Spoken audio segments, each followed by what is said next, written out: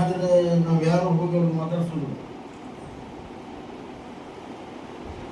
ನಾವು ನಮ್ಗೆ ಗುದ್ದಾಡಿದಾಗ ನಾವು ಸಾಕಷ್ಟು ಸಮಯ ಕಳಿತೀವಿ.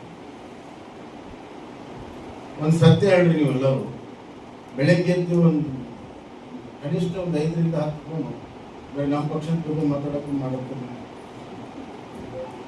ಅವ ಹಿಂಗಂದಂತ ಅವ ಹಿಂಗಂತ ಅವ ಹಿಂಗಲ್ಲಿ ಹಿಂಗಂತ ಮುಖ್ಯ ಸಚೇತಕ ಅಲ್ಲಿ ಹೋಗ್ಯಾನಂತ, ಆಮೇಲೆ ರಾಜ್ಯಾಧ್ಯಕ್ಷರು ಹಿಂಗೆ ಹೇಳಿದ್ರಂತ, ರಾಷ್ಟ್ರೀಯ ಅಧ್ಯಕ್ಷರು ಅವ್ರು ಹಿಂಗೆ ಹೇಳಿದ್ರಂತ, ಇಲ್ಲೇ ಕೂತ್ಕೊಂಡು ರಾಷ್ಟ್ರೀಯ ಅಧ್ಯಕ್ಷರು ವಿಚಾರಣೆ ಇಲ್ಲಿ ನಾವು ನಮ್ಗೆ ಗೊತ್ತಿರುವುದಿಲ್ಲ. ಒಂದು 10 ಫೋನ್ ಬರೀ ಗಾಳಿ ಸುದ್ದಿ ಬಗ್ಗೆ ಮಾತಾಡ್ಬಿಡ್ತೇವೆ. ಅದ 10 ಫೋನು ನಮ್ಮ ಪಕ್ಷದ ಸಂಘಟನೆ ಬಗ್ಗೆ ನಾವು ಚಿಂತನೆಯನ್ನ ಮಾಡ್ತೇವೆ, ನಮ್ಮ ತಾಲೂಕದ ಸಂಘಟನೆ ಬಗ್ಗೆ, ನಮ್ಮ ಕ್ಷೇತ್ರ ಸಂಘಟನೆ ಬಗ್ಗೆ ನಾವು ಚಿಂತನೆಯನ್ನು ಮಾಡಿದ್ರೆ ನನ್ನ ಮಗಂದು ಯಾವ ಕಾಂಗ್ರೆಸ್ ಎಷ್ಟೇ ದುಡ್ಡು ಖರ್ಚು ಮಾಡಲಿ ನಾವು ಗೆಲ್ಲಿಸ. ಬರುವಂತ ಚುನಾವಣೆಯಲ್ಲಿ ನನ್ನ ಒಂದು ರಾಜಕೀಯ ಅನುಭವದಿಂದ ಹೇಳ್ತೀನಿ, ಇದು ಕಳೆದ ಹಿಂದಿನ ಚುನಾವಣೆ ತರ ಆಗೋದಿಲ್ಲ. ನನಗೆ ಗೊತ್ತಿದೆ ಏನಾಗ್ತದೆ ಅಂತ, ಯಾವ ದಿಕ್ಕಿನಲ್ಲಿ ಹೊರಟಿದೆ ಅಂತ. ನಾವು ಒಕ್ಕಟ್ಟಿನಿಂದ ನಾವು ಗಟ್ಟಿಯಾಗ್ಬಿಟ್ರೆ ಎಲ್ಲ ಜನಾಂಗ ಎಲ್ಲ ಜನ ನಮ್ಮ ಸುತ್ತ ನಿಲ್ತಾರೆ. ಇದು ಜನಶಕ್ತಿ ಮತ್ತು ಹಣಶಕ್ತಿ ನಡುವೆ ಚುನಾವಣೆ ಆಗುತ್ತೆ, ಖಂಡಿತವಾಗೂ ಆಗುತ್ತೆ. ಮತ್ತು ಯಾವ ಜನಶಕ್ತಿ ಮತ್ತು ಹಣಶಕ್ತಿ ಚುನಾವಣೆಯನ್ನು ಮಾಡ್ತಾರ ಅವ್ರು ಮಾತ್ರ ಗೆಲ್ಲಕ್ಕೆ ಸಾಧ್ಯ. ಯಾಕಂದ್ರೆ ಹಣದಿಂದ ಅವ್ರನ್ನ ಸೋಲ್ಸಕ್ಕೆ ಸಾಧ್ಯವೇ ಇಲ್ಲ. ಇಲ್ಲಿ ಅಭಿವೃದ್ಧಿ ವಿಚಾರ, ನೀರಾವರಿ, ನಾನು ಕೊಪ್ಪಳ ಏಟ್ ನೀರಾವರಿ ಮಾಡ್ತೀನಿ ಅಂದಾಗ ಇಲ್ಲೊಬ್ರು ಬಹಳ ದೊಡ್ಡ ನಾಯಕರ ಅಧ್ಯಕ್ಷರು ತಾಲೂಕು ಅವರು ಆಕ್ಸ್ಫರ್ಡ್ ಯೂನಿವರ್ಸಿಟಿಯಿಂದ ಬಂದರು.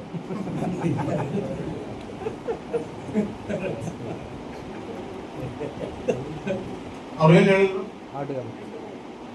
ಆಗಕ್ಕೆ ಸಾಧ್ಯನೇ ಇಲ್ಲ, ಕೃಷ್ಣ ಬಿ ಸ್ಕೀಮ್ ಈ ಜನ್ಮದಲ್ಲಿ ಸಾಧ್ಯ ಇಲ್ಲ ಅಂದ್ರು. ಆಯ್ತಪ್ಪ ಅಂದ. ನಾವು ಅದಕ್ಕಿಂತ ಮುಂಚೆನೆ 2 ವರ್ಷ ಮುಂಚೆನೆ ಎಲ್ಲ ಸ್ಟಡಿ ಮಾಡಿ ನಾ ಹೇಳಿದೆ ಕೊಪ್ಪಳ ಏಟ್ ನೀರಾವರಿ ಮಾಡೇ ತೀರ್ತೀವಿ ಅಂತ ನಾನು ಚಾಲೆಂಜ್ ಮಾಡಿ ಹೇಳಿದೆ. ಯಲಬುರ್ಗಕ್ಕೆ ಬಂದು ಚಾಲೆಂಜ್ ಮಾಡಿ ಹೇಳಿದೆ. ಯಾಕಂದ್ರೆ ನನಗೆ ಗೊತ್ತಿತ್ತು ಅದು ಮಾಡಕ್ಕೆ ಸಾಧ್ಯ ಇಲ್ಲ.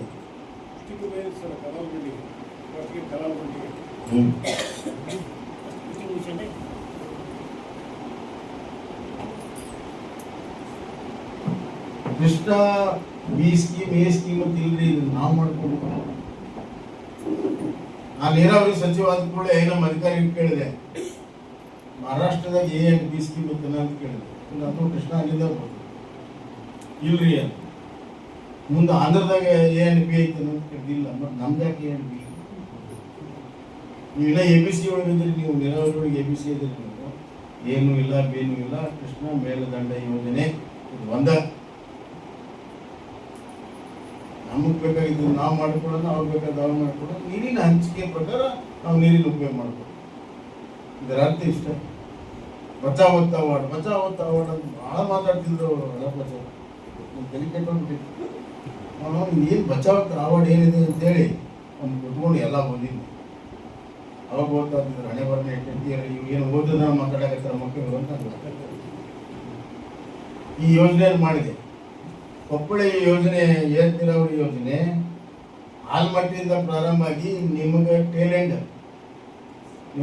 ಇತ್ತು, ಹೆಡ್ ಅಲ್ಲಿತ್ತು, ಟೇಲ್ ಇಲ್ಲಿತ್ತು. ಟೇಲೆಂಡ್ ಅಂದ್ರೆ ಗೊತ್ತೈತಿ, ನಮ್ಮ ಹೊರಾಣಗಿರಣಗಳ ಈಗ ನೀರಾವರಿ ಇದ್ದವರು ಟೇಲೆಂಡ್ ಅಲ್ಲಿ ನೀರು ಬರ್ತೈತಿ ಗೊತ್ತಾಗತ್ತೆ, ಬೈಕೋಬೇಕು. ನಿಮ್ಮ ಟೇಲ್ ಇದ್ದದನ್ನು ಹೆಡ್ ಮಾಡಿ ಆ ಕಡೆ ಟೇಲ್ ಮಾಡಿದೆ. ನೀವು ಯಾರು ಅದನ್ನ ನೋಡಲಿಲ್ಲ, ಕೇಳಲಿಲ್ಲ. ಹೌದು ಒಳ್ಳೆ ಕೆಲಸ ಮಾಡಿದ್ರು ಅಂತ ಒಂದು ಶುಭಾಶಯಗಳು ಹೇಳಲಿಲ್ಲ. ಅದಕ್ಕೆ ನಮ್ಮ ಮಲಪತ್ರ ನಾವು ಬಹಳ ಮಂದಿ ಲೆಕ್ಕಿದ್ರು. ನಾವು ಮಾಡಿದ್ದು ನಾವು ಹೇಳಿಲ್ಲ ಅಂದ್ರೆ ಇನ್ನೊಬ್ರು ಯಾರು ಬಂದು ಹೇಳ್ತಾರ, ಕಾಂಗ್ರೆಸ್ ಬಂದು ಹೇಳ್ತಾರ. ಏನು ಮಾಡಿದ್ರು ಹೇಳ್ತಾರ ಅವರು, ನಾವು ಮಾಡಿದ್ವಿ. ಈಗ ಸುಮ್ಮನಿದ್ರೆ ಕೊಪ್ಪಳ ಇದ್ದವರು ನಾವು ಮಾಡ್ಯಾರ ಸುಮ್ಮನೆ.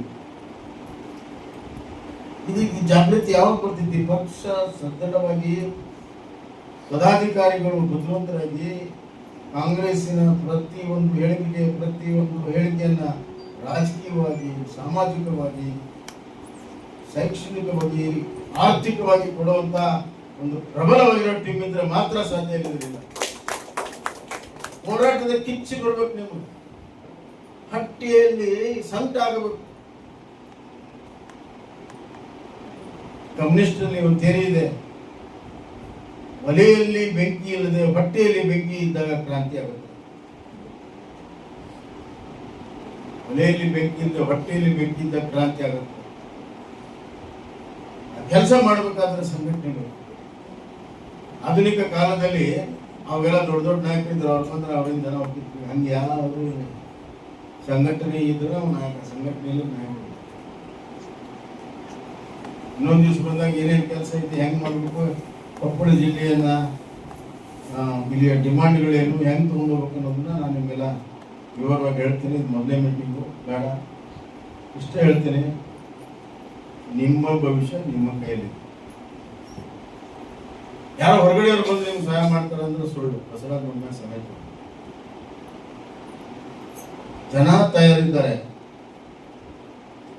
ಇಲ್ಲಿ ಹೆಂಗಾಗಿದೆ ಅಂತಂದ್ರೆ, ಎಲ್ಲಾ ತಾಲೂಕಿನಿಂದ ಚಕಡಿಗಳು ಕೂಡ್ತಾರೆ, ಯಲಬುರ್ಗದಿಂದ ಎಲ್ಲ ಗಂಗಾವತಿಯಿಂದ ಕೊಪ್ಪಳಕ್ಕೆ ಬಂದು ಕೋಳಿ ಹರಿದು ಬಿಡ್ತಾರೆ, ಮುಂದೆ ಬೆಂಗಳೂರಿಗೆ ಹೋಗೋದು.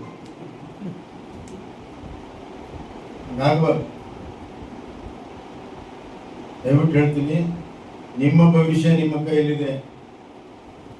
ನೀವು ಎಲ್ಲರೂ ಸೇರಿ ಒಗ್ಗಟ್ಟಾದ್ರೆ ಎಲ್ಲಾ ಕ್ಷೇತ್ರದಲ್ಲೂ ಗೆಲ್ತೀರಿ, ಎಲ್ಲರೂ ಗೆಲ್ತೀರಿ. ನೀವು ನಮ್ಮ ಒಬ್ಬ MLA ಆದ್ರೂ ಕೈ ಹಿಡಿದು ಕೇಳಬಹುದು, ಈ ಕೆಲಸ ಮಾಡಿ. ಕಾಂಗ್ರೆಸ್ನ MLA ಕೇಳಬಹುದು, ಕೇಳ್ತಾರ.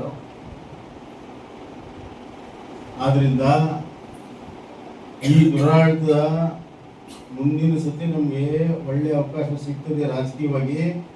ಅದನ್ನು ಉಪಯೋಗ ಮಾಡುವಂತ ಒಂದು ಛಲ, ಒಂದು ಬಲ ನಿಮ್ಮಲ್ಲಿ ಬರಬೇಕು. ಇದನ್ನ ನಾನು ಹೆಚ್ಚಿನ ಸಮಯವನ್ನು ಕೊಡಾಕ್ತಾ ಇದ್ದೀನಿ. ಪ್ರತಿ ಒಂದು ವಿಧಾನಸಭಾ ಕ್ಷೇತ್ರಕ್ಕೂ ಬರಾಕ್ತಾ ಇದ್ದೀನಿ. ಸಂಪೂರ್ಣ ಸಂಘಟನೆಯ ಜೊತೆಗೆ ಜನ ಆಂದೋಲನ ಮಾಡಕ್ಕೂ ನಾನು ತಯಾರಿದ್ದೀನಿ. ನೀವೆಲ್ಲ ಇದಕ್ಕೆ ತಯಾರಾಗಬೇಕು.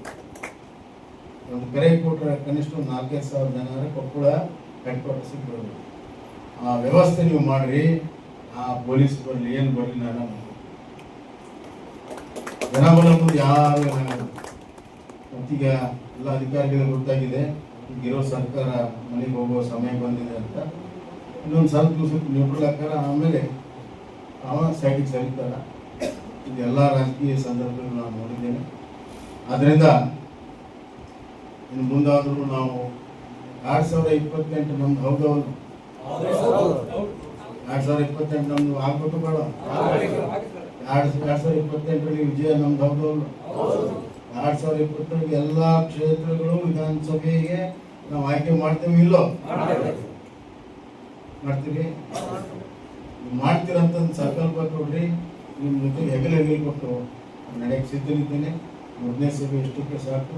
ಮುಂದಿನ ದಿನಗಳಲ್ಲಿ ಇನ್ನೂ ಹೆಚ್ಚಿನ ರೀತಿಯಲ್ಲಿ ನಾವು ನೀವು ಸೇರಿ ಕೆಲಸವನ್ನು ಖಂಡಿತವಾಗಿ ಮಾಡೋಣ. ನಿಮ್ಮ ಸಹಕಾರ ಬೆಂಬಲವೇ ಈ ಜಿಲ್ಲೆಯಲ್ಲಿ ಪಕ್ಷವನ್ನು ಮುನ್ನಡೆಸೋದಕ್ಕೆ ಸಾಧ್ಯ ಇದೆ. ನನಗೆ ವಿಶ್ವಾಸ ಇದೆ, ಇಲ್ಲಿಯ ನಾಯಕರ ಮೇಲೆ ವಿಶ್ವಾಸ ಇದೆ, ಇಲ್ಲಿಯ ಕಾರ್ಯಕರ್ತರ ಮೇಲೆ ವಿಶ್ವಾಸ ಇದೆ. ಖಂಡಿತವಾಗೂ ಎಷ್ಟು 5 ವಿಧಾನಸಭೆಯಲ್ಲಿ ಕಮಲವನ್ನು ಅರಳಿಸೇ ತೀರ್ತಾರೆ.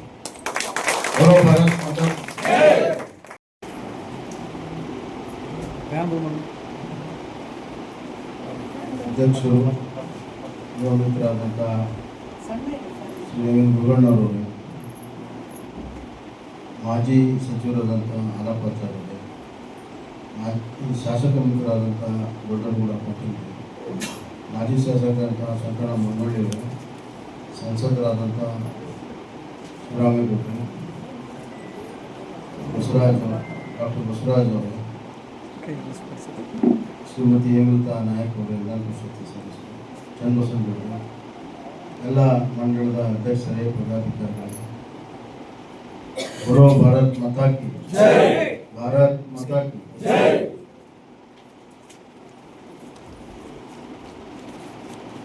ಕೊಪ್ಪಳ ಜಿಲ್ಲೆ ನನಗೆ ಬಹಳ ಹತ್ತಿರ. ನಾವು ಚಿಕ್ಕಂದಿನಿಂದಲೂ ಇಲ್ಲಿ ಬರ್ತಾ ಇದ್ದೀವಿ. ಕೊಪ್ಪಳದ ಮಠಕ್ಕೆ ಹಲವಾರು ಬಾರಿ ಬಂದಿದ್ದೆ. ನಮ್ಮ ತಾಯಿ ನಮಗೆ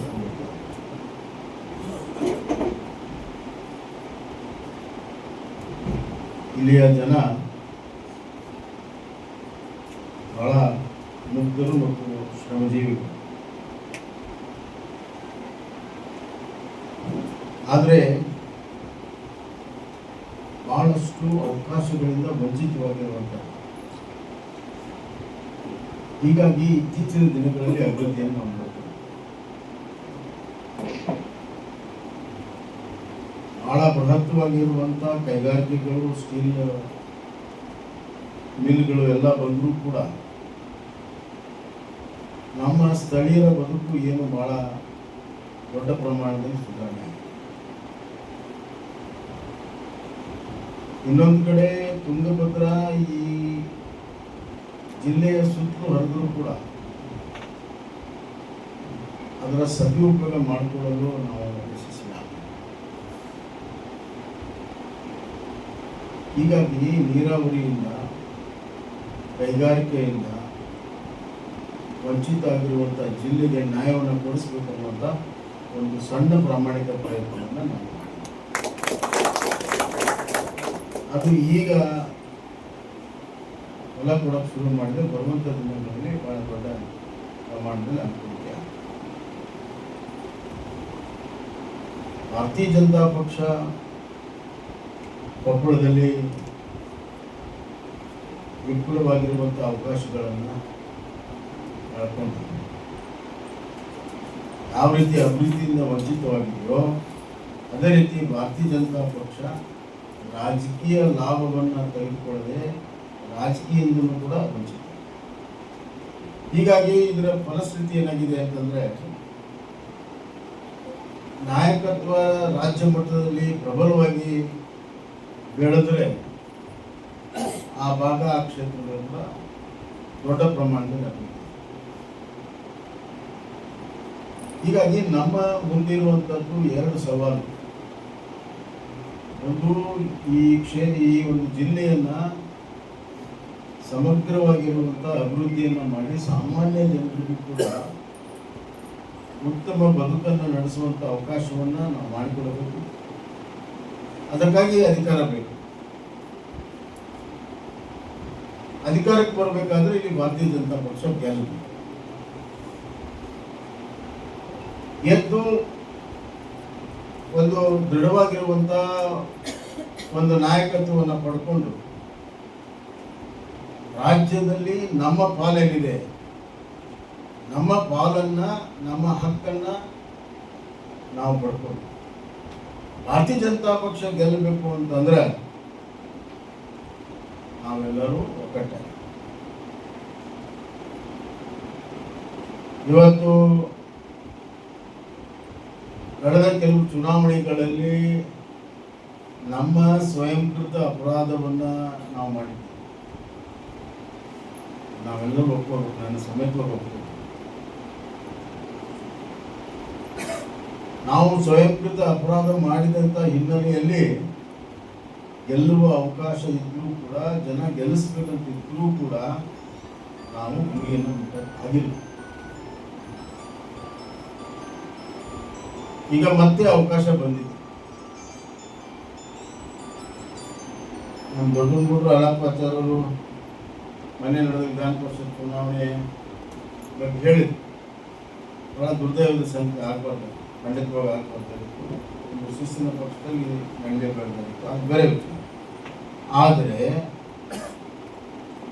ಅದನ್ನೇ ಇಟ್ಕೊಂಡು ಎಷ್ಟು ದಿವಸ ತಳೋರು ನೀವು? ಹಿಂದೇನು ಆಗೇ ಅಲ್ವಾ? ಕ್ರಾಸ್ ವೋಟಿಂಗ್ ಆಗೇ ಅಲ್ವ ಹಿಂದೆ? ಬೈ ಎಲೆಕ್ಷನ್ ಅಲ್ಲಿ ಸೋಲು ಆಗೇ ಅಲ್ವಾ? ಕಾಂಗ್ರೆಸ್ನವರು ಬೈ ಎಲೆಕ್ಷನ್ ಸೋತರು, ಅಧಿಕಾರಕ್ಕೆ ಬಂದರು. ನಾವು ಬೈ ಎಲೆಕ್ಷನ್ ಸೋತ್ವಿ, ಅದ್ರ ಮುಂದೆ ಅಧಿಕಾರಕ್ಕೆ ಬಂದ್ವಿ. ಕ್ರಾಸ್ ವೋಟಿಂಗ್ ಬಿಜೆಪಿಯಿಂದ ಕಾಂಗ್ರೆಸ್ಗೆ ಆಗಿದ್ದು, ಕಾಂಗ್ರೆಸ್ಸಿಂದ ಬಿಜೆಪಿ. ಅದನ್ನು ಯಾವ ರೀತಿ ನಿಭಾಯಿಸಬೇಕು, ಏನು ಮಾಡಬೇಕು, ಎಲ್ಲಿ ತಪ್ಪಾಗಿದೆ ಅದನ್ನ ನೋಡ್ಕೊಳ್ಳೋದಕ್ಕೆ ಮೇಲಿದೆ. ಅದನ್ನ ಇಲ್ಲಿ ಚರ್ಚೆ ಮಾಡಿ ನೀವೇನಾದ್ರು ಪರಿಹಾರ ಕೊಡೋದಿದೆ ಇಲ್ಲಿ ಅದಕ್ಕೆ ಏನಿಲ್ಲ. ಅದರಿಂದ ಇವತ್ತಿನಿಂದ ಆ ಚರ್ಚೆ ಇಲ್ಲಿ ಬಂದ್. ಯಾವುದೇ ಪಕ್ಷದ ಸಭೆಯಲ್ಲಿ ಯಾರು ಮಾತಾಡ್ತಿರಬೇಕಲ್ಲ. ಇಲ್ಲಿ ಏನಿದ್ರು ಕೊಪ್ಪಳ ಜಿಲ್ಲೆಯ ಸಂಘಟನೆ ಬಿಜೆಪಿಯನ್ನು ಕಟ್ಟುವಂತ ಪ್ರತಿಯೊಂದು ಕ್ಷೇತ್ರಕ್ಕೆ ಕಟ್ಟುವಂತ ಕೆಲಸ ಆಗಿದೆ. ಒಂದೊಂದು ಕ್ಷೇತ್ರದಲ್ಲಿ ಒಂದೊಂದು ರೀತಿಯ ರಾಜಕಾರಣ ಇದೆ. ಇಡೀ ಕೊಪ್ಪಳ ಜಿಲ್ಲೆಯಲ್ಲಿ ಒಂದೇ ತರ ರಾಜಕಾರಣ ಇಲ್ಲ, ಇದೆಯಾ? ಗಂಗಾವತಿ ರಾಜಕಾರಣ ಬೇರೆ, ಯಲಬುರ್ಗಿ ರಾಜಕಾರಣ ಬೇರೆ, ಕುಷ್ಟಗಿದ ಬೇರೆ, ಕನಕಗಿರಿ ಯಾದಂತೂ ಬೇರೆ. ನಮಗ ಬಂದಾನೆ ಹೊರಗಿನವ್ರನ್ನ ಹಾಕ್ತಾರಲ್ಲ ಕ್ಯಾಂಡಿಡೇಟ್, ಅದನ್ನು ತನಿಖೆಗೆ ಎಲ್ಲ ಹೊರಗಿನವರ ಹಿಂದೆ ದೇವ್ರ ಅದನ್ನ ಬಿಡ್ರಿ. ನಿಮ್ಗೆ ಜಾಸ್ತಿ ಮಾಹಿತಿ ನನ್ಗೆ ಐತಿ, ಅದನ್ನ ಏನು ಕೇಳಕ್ ಬಂದಿಲ್ಲ. ನಿಮ್ಮ ಮಾತು ಕೇಳೋದು ಈ ಸದ್ಯ ಒಂದ್ ಲೆವೆಲ್ ಬರೋವರೆಗೂ ನನ್ನ ಮಾತು ಕೇಳ್ರಿ, ಆಮೇಲೆ ನಿಮ್ಮ ಮಾತು ಕೇಳ್ರಿ. ಹೀಗಾಗಿ ಆ ತಾಲೂಕಿನ ಆ ಕ್ಷೇತ್ರದ ರಾಜಕಾರಣವನ್ನು ಅನುಗುಣವಾಗಿ ನಾವು ಇವತ್ತು ವಿರೋಧ ಪಕ್ಷವಾಗಿ ಜವಾಬ್ದಾರಿಯುತವಾದಂತಹ ರಾಜಕಾರಣವನ್ನ ಹೋರಾಟಗಳನ್ನು ಮಾಡಬೇಕು. ಇದ್ರ ಕಡೆ ನಮ್ಮ ಲಕ್ಷ್ಯ ಇರಬೇಕು ಹೊರತಾಗಿ ಬೆಂಗಳೂರಾಗ ಹಂಗಂದ ಇವ್ ಹಿಂಗಂದ ಟಿ ಒಳಗೆ ನೋಡೇನೆ. ಇವತ್ತು ನಾನು ಅಲ್ಲಿಂದ ಇಲ್ಲಿ ಬರೋದು ಒಂದು 100 ಫೋನು ಅವ್ನು ಹಿಂಗೆ ಟ್ವೀಟ್ ಮಾಡ್ಯಾನ್ರಿ, ಹಿಂಗೆ ಟಿ ವಿ ಹಿಂಗ್ರಿ ಇದ್ರಾಗ ಸ್ವಲ್ಪ ನನಗೆ ತಿಳಿದ ಹಂಗೆ ಮಾಡೋದು, ಅವ್ನು ತಿಳಿದ ನಾವು ಮಾಡೋದು. ಅದಕ್ಕೆ ಅವೆಲ್ಲ ಬಿಟ್ಬಿಡೋದು. ಈಗ ನಾವು ನಮ್ದೇನಪ್ಪ, ನಮ್ಮ ದೇಶ ಅಂದರೆ ಕೊಪ್ಪಳ, ನಮ್ಮ ರಾಜ್ಯ ಅಂದರೆ ಕೊಪ್ಪಳ, ನಮ್ಮ ಜಿಲ್ಲೆ ಅಂದರೆ ಕೊಪ್ಪಳ, ಇಷ್ಟು ಇಟ್ಕೊಂಡು ನಾವು ಮುಂದೆ ಕೊಪ್ಪಳ ಜಿಲ್ಲೆಯ ಪ್ರತಿಯೊಂದು ಕ್ಷೇತ್ರದಲ್ಲಿ ಬಿಜೆಪಿ ಕಮಲ ಅರಳಿಸುವಂತ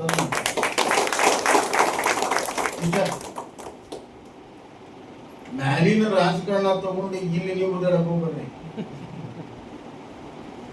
ಅಲ್ಲಿ ಯಾವಾಗ ಸರಿಯಾಗಿ ಎಲ್ಲ ಮುಗಿಸ್ಬಿಡ್ತಾರೆ, ನಿಮ್ಗೆ ಗೊತ್ತಾಗ್ಬೋದು. ದಯವಿಟ್ಟು ಹೇಳ್ತೀನಿ ನಾನು, ನಿಮ್ಮ ಭವಿಷ್ಯ ನಿರ್ಮಾಣ ಮಾಡ್ಬೇಕಂದ್ರೆ ಮ್ಯಾಲಿನವರ ರಾಜಕಾರಣ ಸುದ್ದಿಗಳು ಇದರಿಂದ ನೀವು ದೂರ ಇದ್ರೆ ನಿಮ್ಮ ರಾಜಕೀಯ ಆರೋಗ್ಯಕ್ಕೆ ಒಳ್ಳೆ. ದಯವಿಟ್ಟು ಅತ್ಯಂತ ಕಳಕಳಿ ವಿನಂತಿ ನಾನು, ಇಲ್ಲಿ ಗೆಲ್ಲುವ ಅವಕಾಶ ಇದೆ, ವಿಪುಲವಾಗಿರುವಂಥ ಅವಕಾಶ ಇದೆ. ನನಗೆ ವಿಶ್ವಾಸ ಇದೆ, ಕಳೆದ 3 ವರ್ಷದ ಕಾಂಗ್ರೆಸ್ಸಿನ ದುರಾಡಳಿತದಲ್ಲಿ